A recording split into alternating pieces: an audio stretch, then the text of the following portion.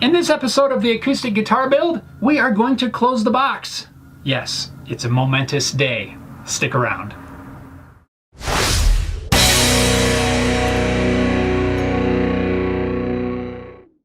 What's going on? Welcome back to another episode of Home Built Workshop. I hope you're having an awesome day. Things are about to get a little bit crazy around here. We're back on the acoustic guitar build. In the last episode, we made and installed this spalted maple end wedge, which actually completed the entire rim. Well, now that we have a rim that's complete and we have a top and a back that's braced, radiused, ready to move on, the only thing left to do is to connect them. Today we're going to close the box. Closing the box is really just the term used for attaching the top and the back plates to the shaped sides. Before I can start attaching the back, we need to make some measurements on there, and that's going to require us to load these sides back into the mold.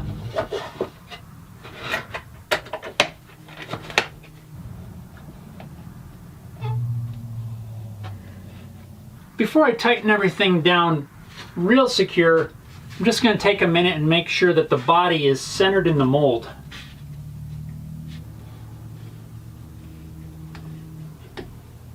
I'm going to use a center finding ruler to mark out the center of the neck as well as the heel block.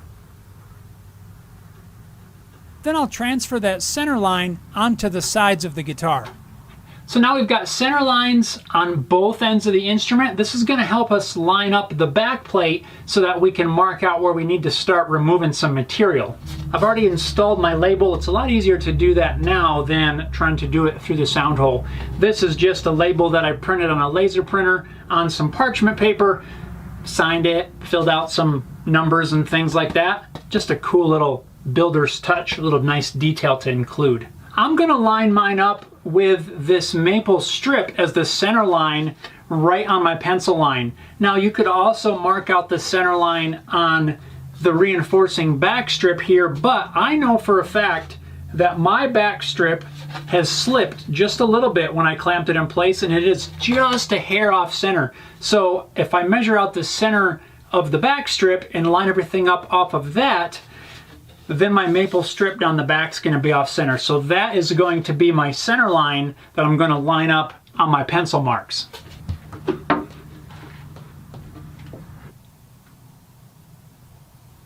And it's right here that I've run into my first challenge, let's call it, of this step. I need to somehow be able to clamp this in place so that I can flip the entire thing over and mark where I need to remove the back strip so that it sits flush with the top. Now, I don't really have any deep reach clamps to reach in there and clamp everything down, so I had to get a little bit creative. After looking around the shop, the solution that I came up with was just to install some threaded inserts on either end. Then on the bandsaw, I just cut out some real rough clamping blocks. What that allows me to do is I can use some 1/4 bolts, thread them in place. Well, hopefully. Why won't you go in there? You just thread it in. There you go. I can put those in place, tighten down the bolt,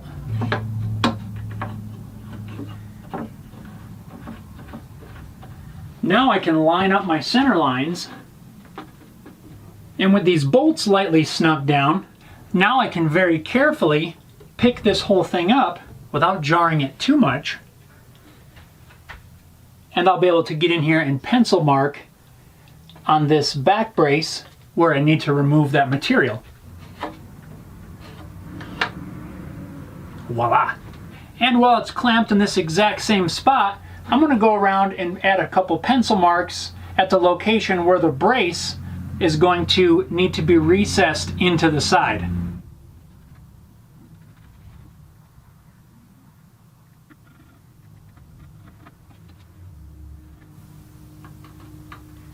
Am I the only one that has to close one eye and squint?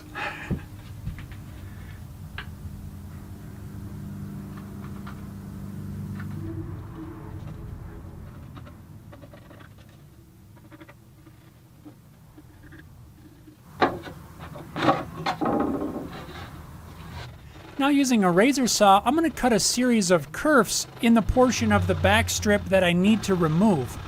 I'm using some painter's tape to protect the back plate from getting marred by the saw.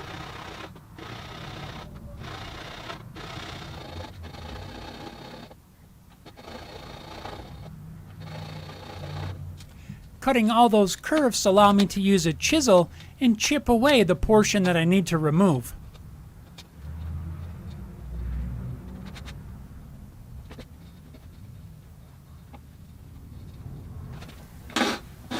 Once I've cleaned it up as best I can with a chisel, I'm going to switch to a razor blade and use it like you would a card scraper to clean up as much remaining material as possible.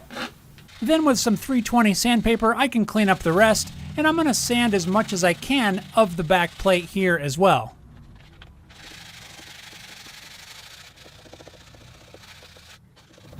To mark out the depth I need to cut these slots, I'm using a scrap of wood that's roughly as thick as my brace ends. I'll use a straight edge to connect the marks from side to side so that I know the direction I need to cut. And I'll use the razor saw to make those cuts.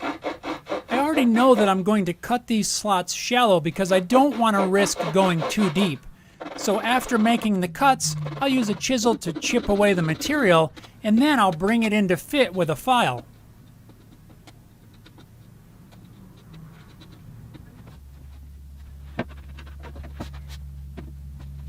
Well, after a bunch of filing and checking and filing and checking, and then a little bit more filing, I think I've got the fit really good. One way to double check and make sure that you have absolutely zero gaps is to put a backlight inside the body, or use some sort of a backlight source. I don't know, maybe you could utilize a window or something like that.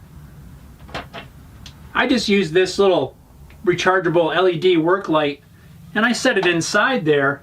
Then I can take the back, set it in place, and as I check the fit of the joint, if I see any light leaking around the edges, then I know that I either need to deepen the slot or take a little material off the brace. I've got them all down to where everything sits nice and flush between the top and the sides. I think we're ready to apply some glue. I'm going to glue this in place using my go-bar deck, so I'm going to take a couple minutes, get everything set up, and then we're going to do a dry fit before we actually add some glue. So now I have my go-bar deck set up, and I'm working in the 28-foot radius. Since we're gluing the back on first, that means the top is face down, so we want to make sure that we have the correct radius down. I've also got it set up on a towel to protect the surface, but yet we can still utilize the radius of the dish. I've gathered up an assortment of padded cauls that I'm going to use to place all the way around the outside edge. Now, a very important step, we're going to do a quick dry run, make sure we have enough cauls, make sure we have enough clampy bending sticks, make sure we know exactly how we're going to proceed once we have glue on here.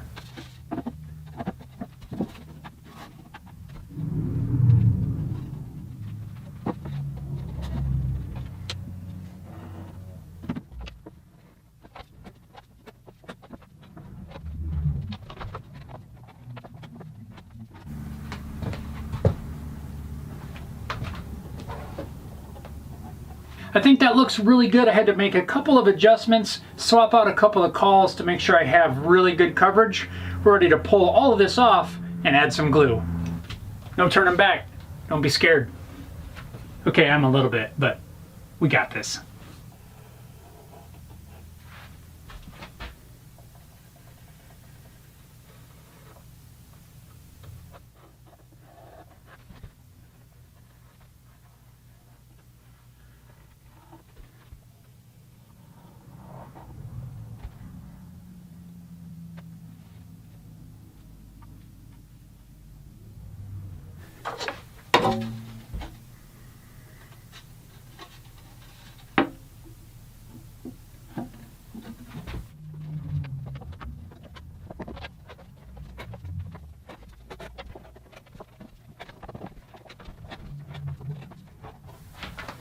I'm seeing squeeze out all the way around a little tiny bit.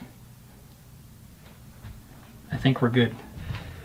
Whew, that is a little bit stressful, at least for the first time. So we're going to give this several hours to dry before we check out our work.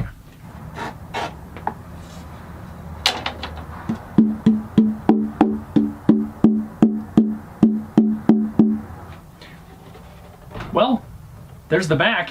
Now I'm going to change this setup, flip this around so that I have the correct radius dish for the back, and we can start on the top. So now I've got the back sitting in the 15-foot radius dish. Now really the process is going to be exactly the same as fitting the back for the front. We're going to mark the center of our blocks. We're going to clamp the top into place, mark the location of the braces. Now remember, we don't have to notch for all of the braces on the top. We're going to notch out 2 for the transverse bar and 2 for each of the X braces. The rest have faded into nothing on the top, so there's nothing that gets tucked into the kerfed lining. So this should go pretty quick, I hope. Let's do this.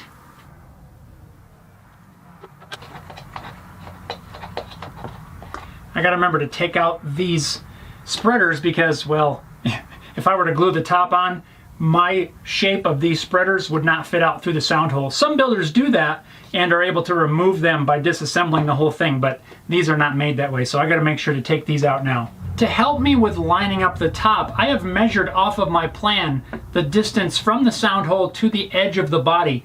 To give me something to reference off of, I have stuck a small piece of spruce on here with a little piece of double-sided tape. That's going to represent the front edge of the side, so it gives me a little bit of something to help align things. So I'll set the top in place and I can slide it back till that just touches, and then I'll know that the dimension that I'm going to end up with is going to match the plan.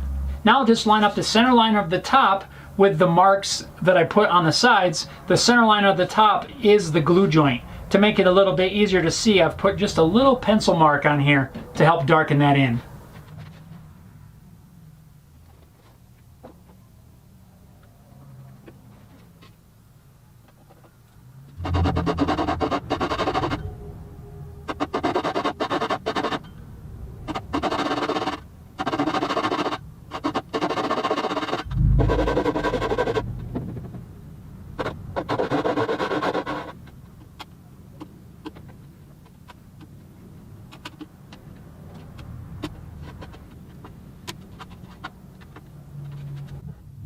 Although I didn't show it here on the top, I did do a full dry run, making sure I had my plan of attack ready when it comes time to apply the glue.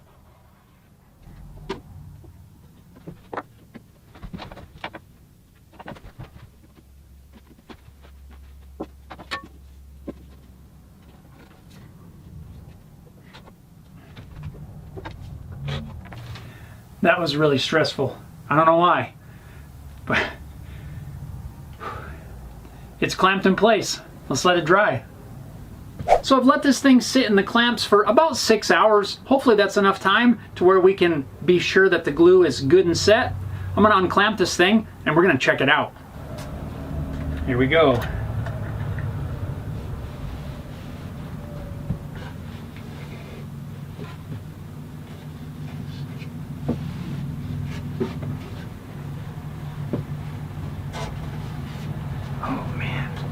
That is cool.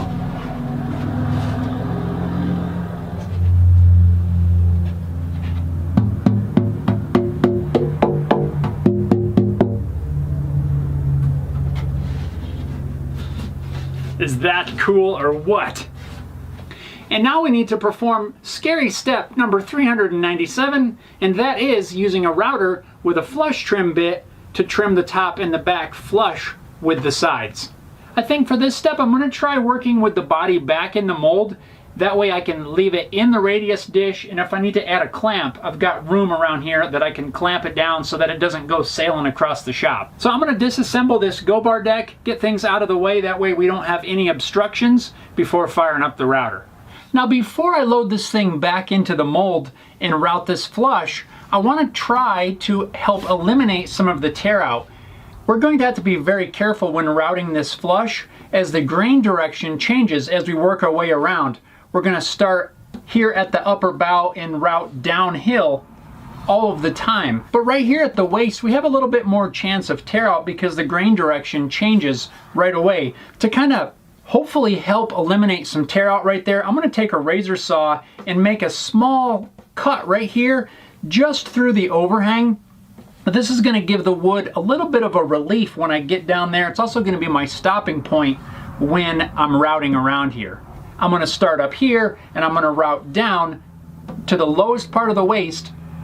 Then we'll switch over here and we'll route this end, and as soon as that grain direction starts to change, we're going to stop and we're going to move to the next downhill portion, and we're going to route that all the way down. Then we'll make a pass all the way around. Hopefully by making some small curves there, that'll give us a little bit of space in there and help eliminate some tear out.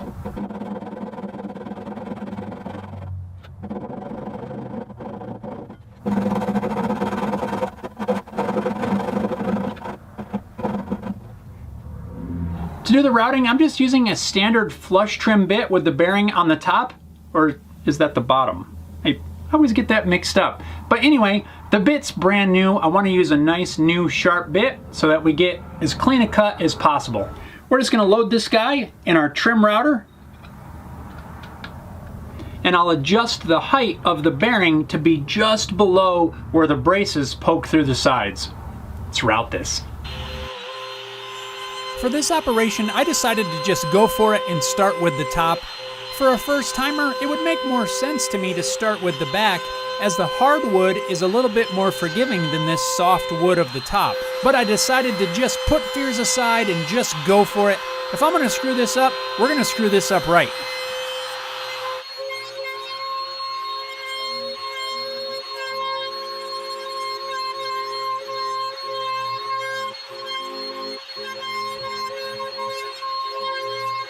Now that we've got this done to the top, the back should be a little bit less scary. It's a little less scary, but it's not a little less messy. I just love the color of Padauk when it's freshly cut.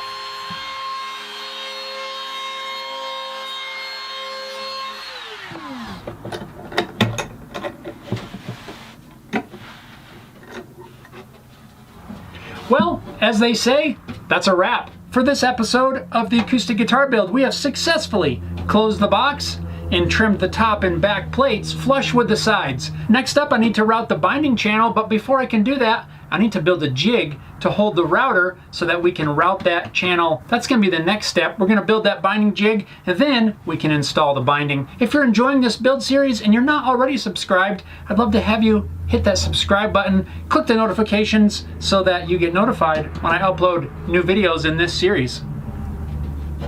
Pretty cool. Thanks a lot for watching. We'll see you next time.